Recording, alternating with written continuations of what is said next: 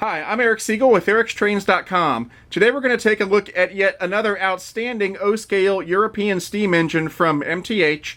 This time it's a German engine. This is the Bavarian Class S36 Express. MTH first made the S36 available in their 2010 Volume 1 catalog, and it's been available in a few other catalogs since then.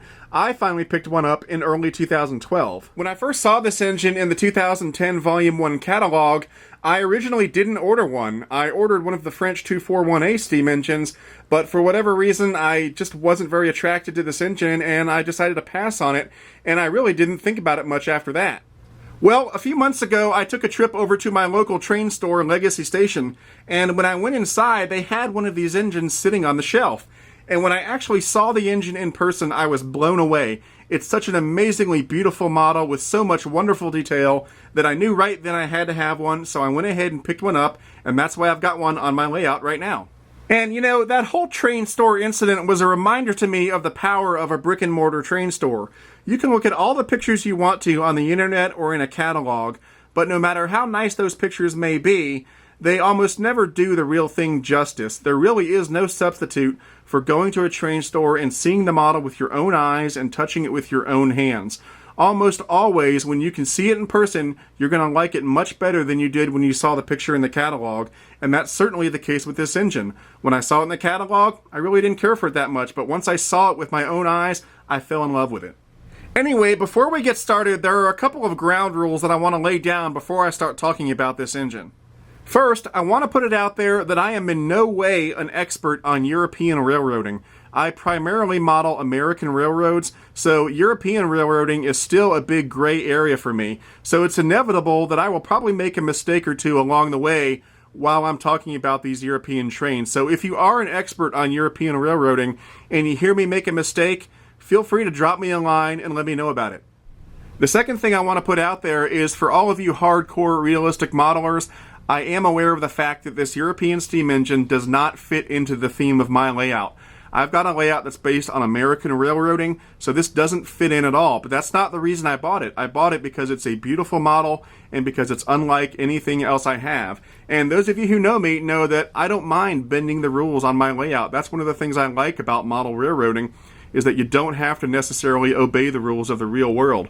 So even though I've got a layout that's based on American railroading, I don't mind having a little fun from time to time and running some European trains.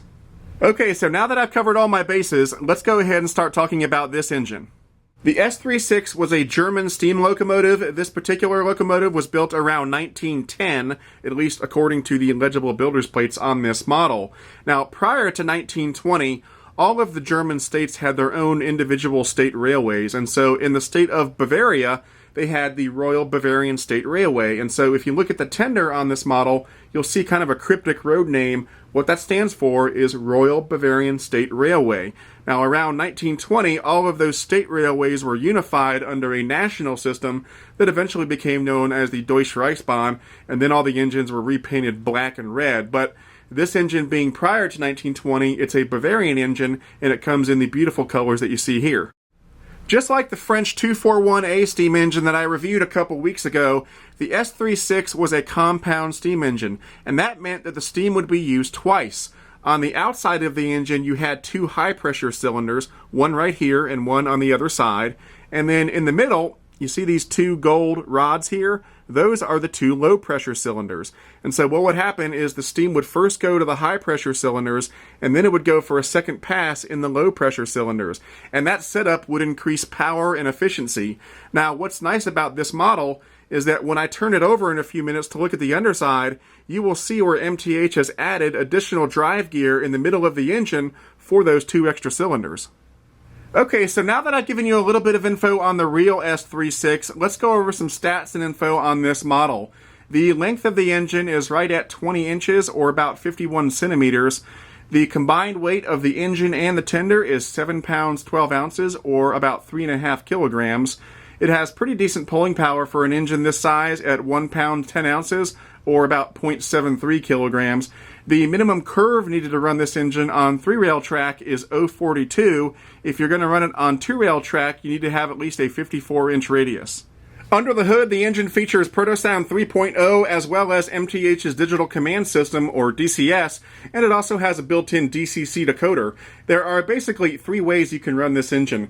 You can run it conventionally with just a transformer and some track, or you can run it with MTH's Digital Command System, which is the preferred way because that gives you access to the most features. Or if you're going to run the engine as a two-rail model, you can run it with DCC. Just like all other MTH Premier Line engines, there are two versions of this engine available. There's a high-rail wheeled version, which is meant to be run on 3-rail O-scale track, like you see here, and there's also a scale-wheeled version, which is meant to be run on 2-rail O-scale track. But no matter which one you buy, they are both Proto 3.2 compatible, and that means that the high-rail version that you see here can be converted to 2-rail operation, and the scale-wheeled version can be converted for 3-rail operation.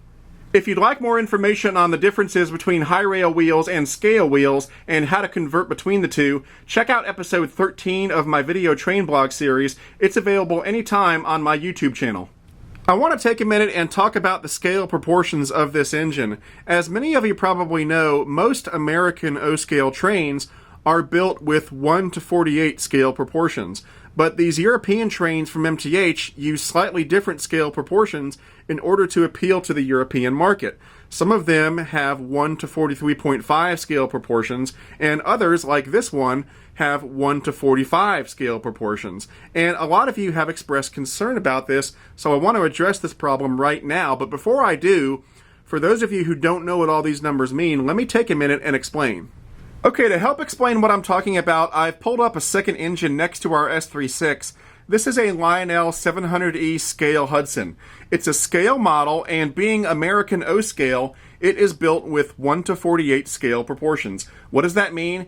It means that 1 inch on this model represents 48 inches, or 4 feet on the real thing. And that's the way that most American O-scale trains are built. It doesn't matter who you buy it from. It doesn't matter if it's Lionel, MTH, Weaver, or Atlas, or anybody else. If you're into American O-scale, typically it's going to be built with 1:48 scale proportions. The S36, on the other hand, is a different story. Instead of being built with 1:48 scale proportions like most American O-scale trains, it's built with 1:45 scale proportions. What that means is that on the S36 model, 1 inch represents 45 inches on the real thing, not 48 inches like the Hudson.